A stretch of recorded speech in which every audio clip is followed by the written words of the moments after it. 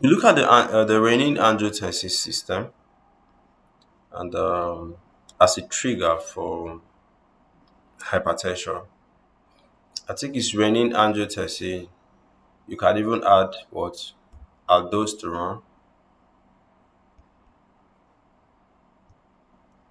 So this makes completely the RAAS system. So this system could be a trigger for hypertension, like any dysregulation in the system can cause hypertension, high blood pressures. You know, it's the RAAS system. So you can just say renin angiotensin. Do you understand? But of course, aldosterone usually comes in. So it's one of the most important triggers. Like once it is dysregulated, it could lead to what? Okay, it regulates blood pressure and fluid balance. So if it is dysregulated, it could lead to high blood pressures. It can be overactivated. You understand? So it will cause the blood vessels to constrict so much. When they constrict so much, the fluid will be retained back in the body, and there's increased blood volume. There's elevated blood pressure. You know. So how does it work? First, renin is released. So renin is usually released when the amount of blood reaching the kidneys is reduced. Okay. So angiotensin I formation. So renin converts what? Angiotensinogen, which is produced from the liver, to be converted into angiotensin I.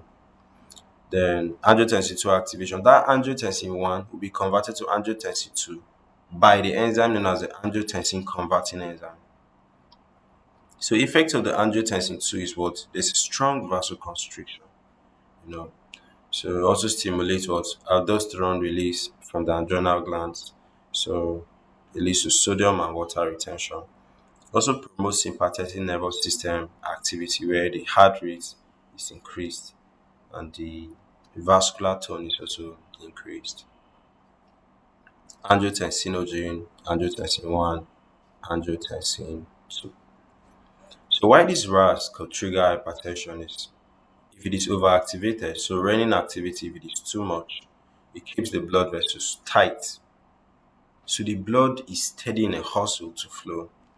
Then aldosterone production, so it causes chronic water retention. So to be expanding as the blood vessels are tight, the blood volume is still being increased. The endothelial dysfunction where angiotensin II reduces what nitric oxide availability. There's also inflammation and remodeling. So angiotensin II promotes what? The blood vessels to get thickened up and to get stiff. So central nervous system role here is recent studies show that brain's own RAS contributes to hypertension. So central RAS increases what? Sympathetic nervous system activity. This will raise the blood pressure independently, even if the kidney function is nice. So this is what we have. Of course, it will further weaken up the kidney function.